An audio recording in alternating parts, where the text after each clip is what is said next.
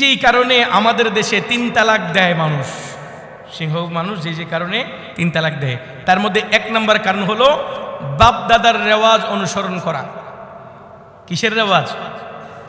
2 নম্বর অজ্ঞতা আর মূর্খতা, 3 নম্বর অতিরিক্ত রাগ, 4 নম্বর অভিভাবকদের চাপ, 5 নম্বর হলো যৌতুক। 5 নম্বর কি? এই সমস্যাগুলোর কারণে, এই 5টা সমস্যার কারণে আমাদের সমাজে 3 তালাকের প্রবণতাটা বেশি। তার মধ্যে 1 নম্বর হলো বাপ দাদার রেওয়াজ অনুসরণ করা। বাপ দাদার রেওয়াজ কি? তার বাপ দাদা 14 গোষ্ঠী আশেপাশের লোকদেরকে সে সবসময় 3 তালাক দিতেই দেখছে, যেই দিকেই শুনে খালি 3 তালাক 3 তালাক 3 তালাক। এমনকি আমি প্রথম জুমাতেই বলেছিলাম, গত জুমাতে, যে আমাদের উকিলরা পর্যন্ত নোটারির মধ্যে কি লিখে রাখে? 1 তালাক 2 তালাক 3 তালাকের অপশন রাখে, ডিভোর্স লেটারের মধ্যে আর কোনো অপশনই রাখে না। এটা ভুল ডিসিশন। যারা যারা ডিভোর্স লেটার নিচ্ছেন মা বোনরা, আপনারা মাথায় রাখবেন, ডিভোর্স লেটার আগে পড়ে নেবেন। এটা বড় ডেঞ্জারাস। এখানে 1 তালাক 2 তালাক 3 তালাক থেকে কাটাই দিবেন না। 3 তালাক কাটেন, কেটে এখানে লিখেন আমি আমার স্বামীকে তালাক দিলাম,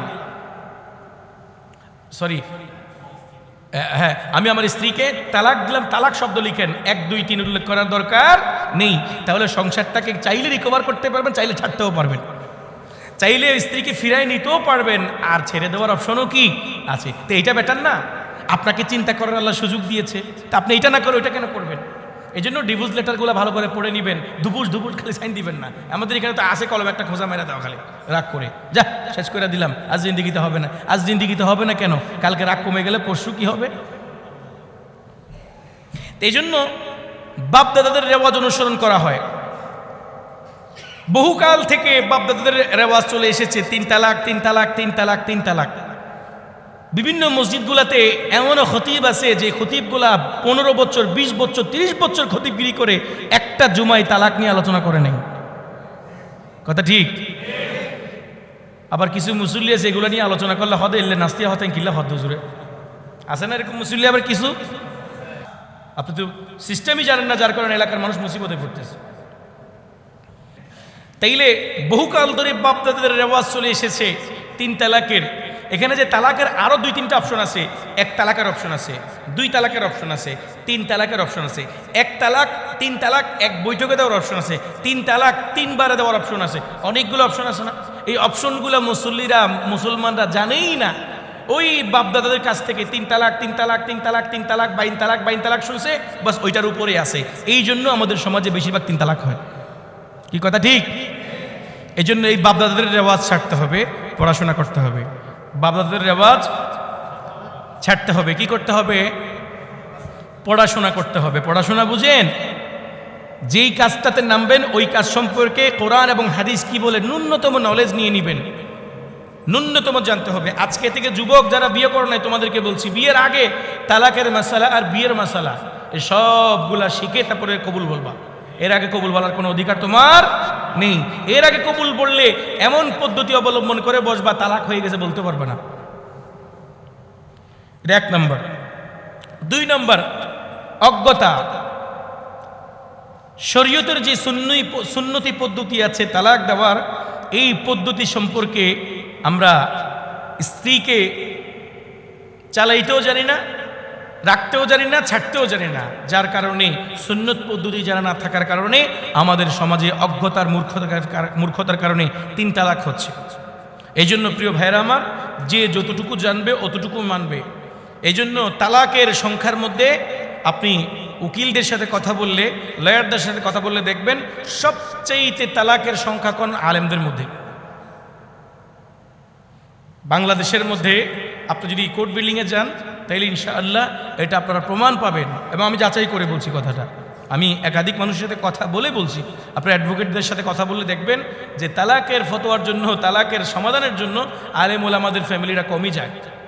অধিকাংশ বাংলা শিক্ষিত সাধারণ লোকের স্ত্রীরা যায় ডিভোর্সের জন্য, আর সাধারণ লোকরা যায়, আলেম ওলামারা কম যায়। কারণ আলেম ওলামারা তারা জানে কতটুকু দিয়ে কতটুকুর মধ্যে রাখতে হবে, কতটুকু দিয়ে কতটুকুর মধ্যে রাখতে হয়। তারা তালাক দিলেও কীভাবে আবার রাখতে হয় সেটাও কি জানে।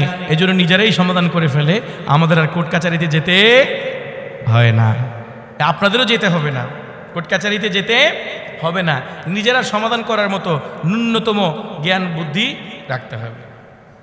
তিন নম্বর যেই সমস্যাটার কারণে তালাকের প্রবণতা বেড়ে যায় সেটা হচ্ছে রাগ, গুসা।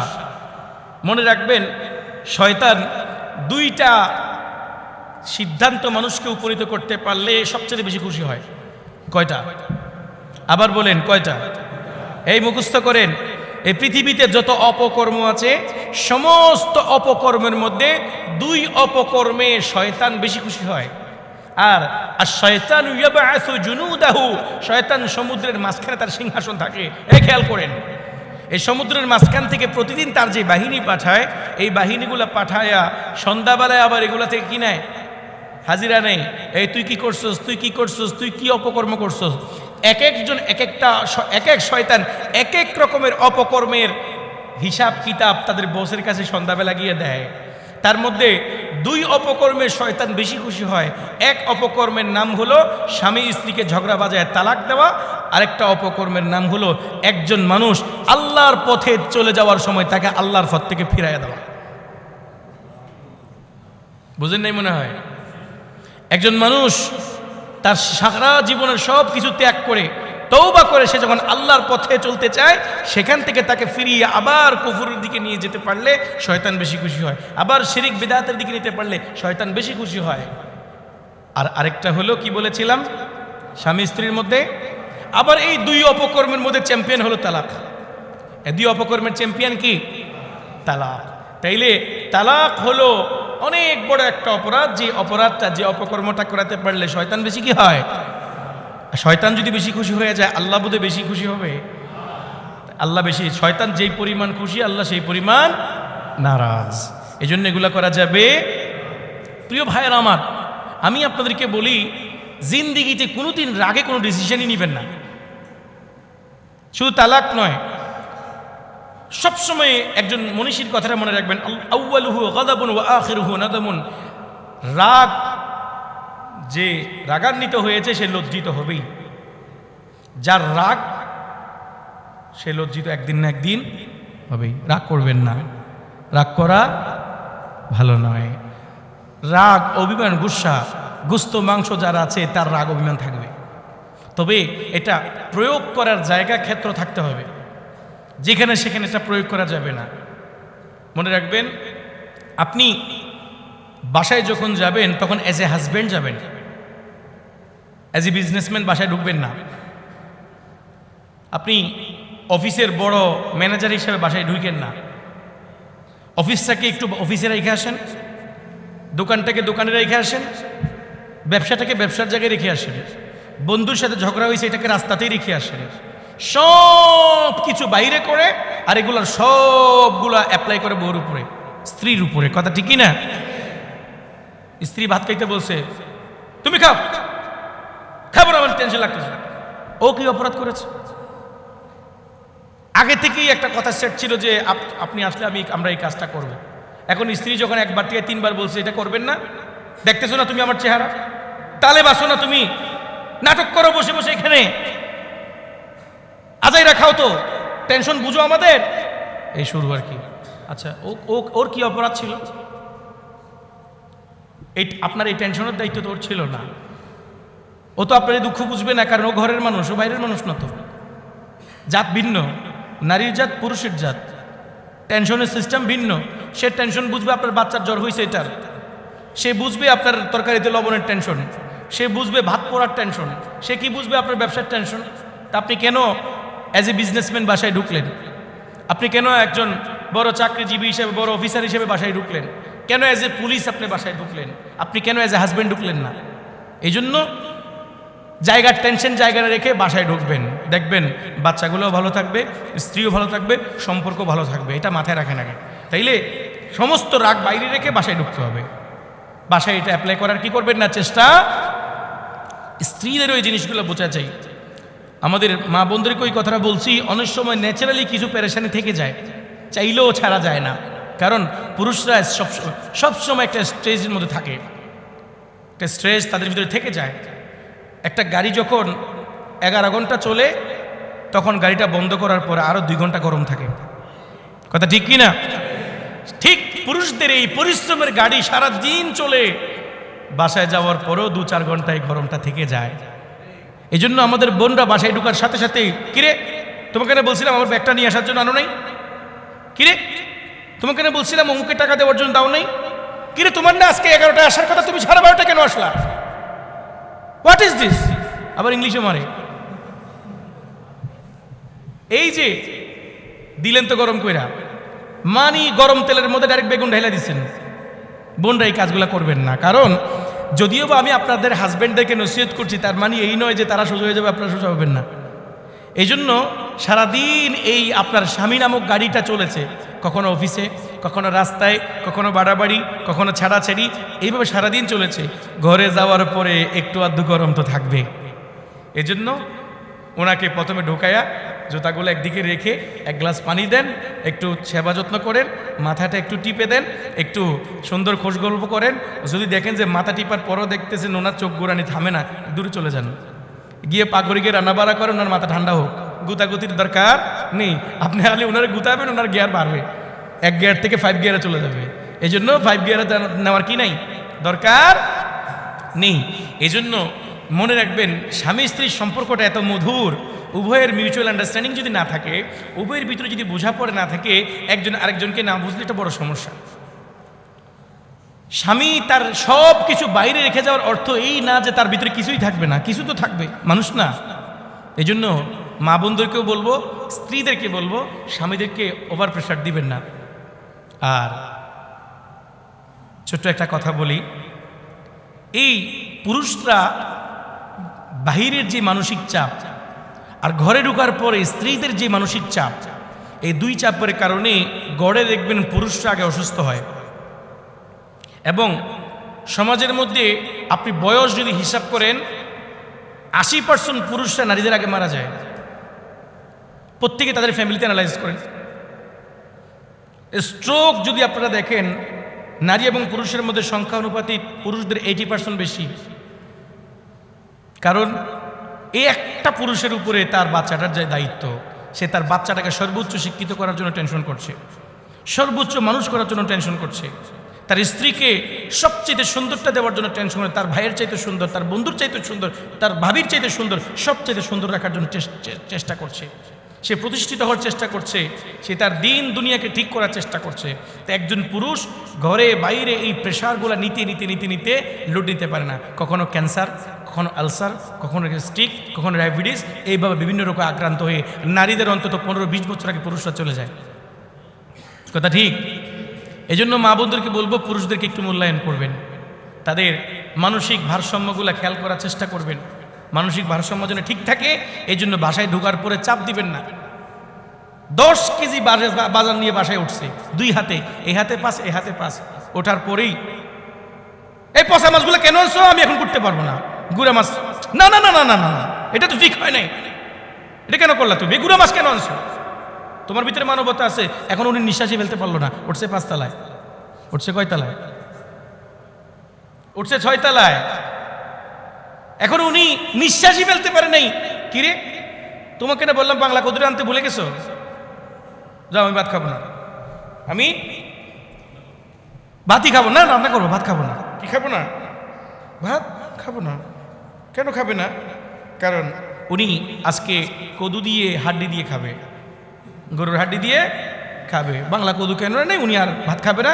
তুমি তোমার খাবার আনছো, তুমি খাও। এই যে 5 তলায়, 6 তলায়, 7 তলায়, 3 তলায় ওঠার পরে আপনার হাজব্যান্ডের হাত থেকে বাজারটা নেওয়ার আগেই যে আপনি গুতাটা মারলেন, এখান থেকেই তালাক সৃষ্টি হয়। এখান থেকেই স্বামীরা তার স্ত্রীর উপর থেকে আস্থা হারায়। আহারে, কার জন্য কষ্ট করি, 4 জন্য চুরি করি, সে তো আমার সুর ডাকে। এত কষ্ট করে আসলাম, কই আমার ঘামটা একটু মুছে দিবে, তাই না, কই আমার ব্যাগটা একটু হাতে দিবে, তাই না, আগে আমার ধমক দেয়। এখান থেকে কিন্তু অনাস্থার সৃষ্টি হয়। যাই হোক, অনেক কথা বলে ফেললাম। এই জন্য রাগ এখান থেকে সৃষ্টি হয়। এই জন্য রাগ করে স্ত্রীকে তালাক দেওয়া যাবে না। সব সময় মাথায় রাখবেন, পুরা জিন্দেগিতে রাগ করে চাকরি ছাড়বেন না, রাগ করে মারামারি করবেন না, রাগ করে গালি দিয়ে ফেলবেন না, রাগ করে ডিসিশন নিয়ে ফেলবেন না, রাগ করে এদিক চলে যাবেন না, রাগ করে বউকে তালাক দিয়ে দিবেন না। রাগের প্রত্যেকটা ডিসিশন আপনার জন্য ক্ষতিকর হবে। কথা ঠিক? 4 নাম্বার, অভিভাবকদের চাপ। অভিভাবকদের চাপের ক্ষেত্রে বেশি হয় ছেলে মেয়েরা একে অপরকে যদি অতিরিক্ত ভালোবাসে স্বামী স্ত্রী, এই ক্ষেত্রে অভিভাবকদের কিছু অভিভাবক আছে তাদের হিংসা বেড়ে যায়। কি হয়? হিংসা হয়। হ্যাঁ, আমার চাইতে মনে হয় আমার ছেলেটা বউকে বেশি সম্মান করে, মহব্বত করে। বউ পাগলা। কি পাগলা? বউয়ের মুরিদ। কিসের মুরিদ? বউয়ের মুরিদ। বউকে পিসাব মানে। এইভাবে অনেক মাদের সহ্য হয় না। মা, আপনি না এই ছেলের বাবার কাছে বিয়ে বসছিলেন, আপনিও কিন্তু চেষ্টা করেছিলেন আপনার হাজবেন্ড আপনাকে সর্বোচ্চ ভালোবাসুক, কিন্তু আপনার খাইচ্ছত ভালো না হওয়ার কারণে, আপনার স্বভাব ভালো না হওয়ার কারণে এই ছেলের বাবা আপনাকে বেশি ভালোবাসতে পারে নাই। কিন্তু এই মেয়েটার স্বভাব ভালো, তার ভালোবাসার অধিকার আছে। তাদেরকে ভালোবাসতে দেন। তাদেরকে মনে রাখবেন, স্বামী স্ত্রী একে অপরকে যত বেশি ভালোবাসবে আল্লাহ পাক তার আমলনামার মধ্যে সব তত বেশি বাড়ায় দিবে। এইখানে ভালোবাসা খরচ করাটা ইবাদত। সুবহানাল্লাহ বলবেন না? স্বামী স্ত্রী একে অপরকে আই লাভ ইউ বললে আল্লাহর কসম সওয়াব হয়। ইংরেজি বললে সওয়াব হবে। আমি তোমাকে ভালোবাসি এতটুকু বললে সওয়াব। আজকে তোমাকে খুব সুন্দর লাগতেছে, এটা বলেছে কিয়ামতের মাঠে, এটা আমলের পাল্লা ওজন হবে। এত পবিত্র সম্পর্ক, এত সুন্দর সম্পর্ক, আপনি কেন তাদেরকে ভালোবাসতে দেন না? আপনি কেন হিংসা করেন? অনেক মারা হিংসা করে। একটু বউকে আদর করলে হিংসা করে কেন? ওকে আদর করলে কি আপনার আদর কমে যাবে? হিংসে বড় খারাপ জিনিস। কাউকে হিংসা করবেন না, কারণ আপনি যাকে হিংসা করছেন তাকে আল্লাহ দিয়েছে, আপনার কাছ থেকে ছিনে দিয়েছে নাকি আল্লাহ নিজে দিয়েছে? ছেলে আপনার ছেলের বউকে ভালোবাসতেছে, সেটা তো তার নিজের থেকে ভালোবাসতেছে, আপনার থেকে তো নিয়ে দিচ্ছে না। সো এক্ষেত্রে খুব সাবধান। এরপরে পরিবারের চাপে তালাকের প্রবণতা বেড়ে যায় এই জায়গা থেকে। যখন মা দেখে যে আমার ছেলে বোধ একটু বউকে বেশি ভালোবাসে, তখন এখানে মিথ্যা রটনা শুরু হয়ে যায়। এই বউ একদিন ভুলে ঘুম থেকে দেরি করে উঠলে, বাবা আমাকে যে অবহেলা করতেছে ও তো বউ আমার সকালবেলা নাস্তা দেয় না, কান্নাকাটি শুরু সন্ধ্যাবেলায়। কি দেয় না? একদিন খালি ভুলেছে। কয়দিন? একদিন ভুলিস।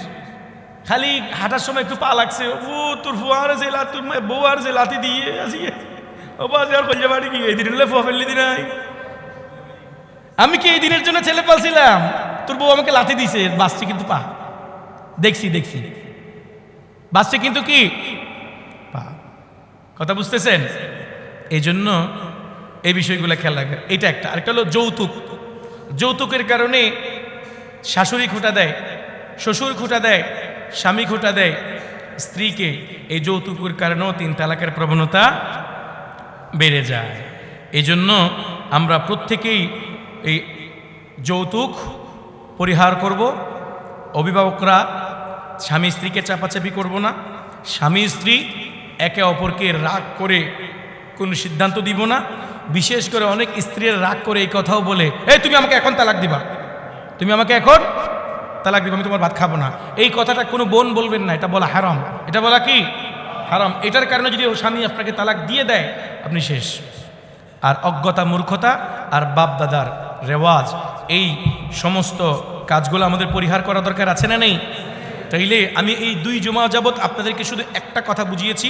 আমার হাতে 1 মিনিট সময় আছে, 1:15 আলোচনা শেষ হয়।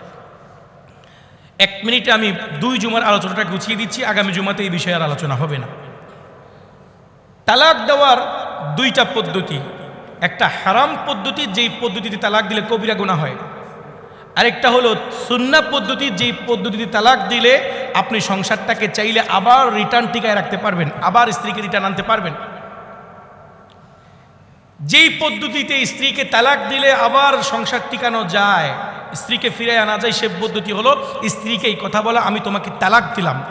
আর যদি ডিভোর্স লেটার হয়, লেটারের মধ্যে এই কথা লেখা, আমি তোমাকে তালাক দিলাম, এটা লিখে দেওয়া, এখানে 1, 2, 3 উল্লেখ না করা। তাইলে এই ক্ষেত্রে আপনি চাইলে 3 বার পিরিয়ড হওয়ার আগে স্ত্রীকে ফিরে আনতে পারবেন, আর 3 বার পিরিয়ড শেষ হয়ে যাওয়ার পরে চাইলে স্ত্রীকে আবার বিয়ে করতে পারবেন, 2 জন সাক্ষী রেখে। সহজ না কঠিন? আর আরেকটা পদ্ধতি হলো হারাম, শরীয়ত বহির্ভূত। সেটা হলো স্ত্রীকে একসাথে তোমাকে 1 তালাক, 2 তালাক, 3 তালাক মুখে দেওয়া, অথবা ডিভোর্স লেটারে লিখে দেওয়া, আমি তোমাকে 1, 2, 3 তালাক প্রদান করলাম, এইভাবে লিখে দেওয়া। এটা হারাম। এটা করলে চিরতরে স্বামী স্ত্রীর সম্পর্ক ছিন্ন ভিন্ন হয়ে যায়। এরপরে স্বামী তার স্ত্রীকে ফিরিয়ে আনতে পারে না। এই স্ত্রীকে অন্যত্র ইদ্যতের উপরে বিয়ে দিয়ে ফেলতে হয়। আল্লাহ আমাদের সবাইকে এই 2 জুমার আলোচনা বুঝে তালাকের মতো এত গর্হিত এত নিকৃষ্ট হালাল কাজ থেকে সবাইকে পুরা জিন্দেগি বেঁচে থাকার তৌফিক দান করুন।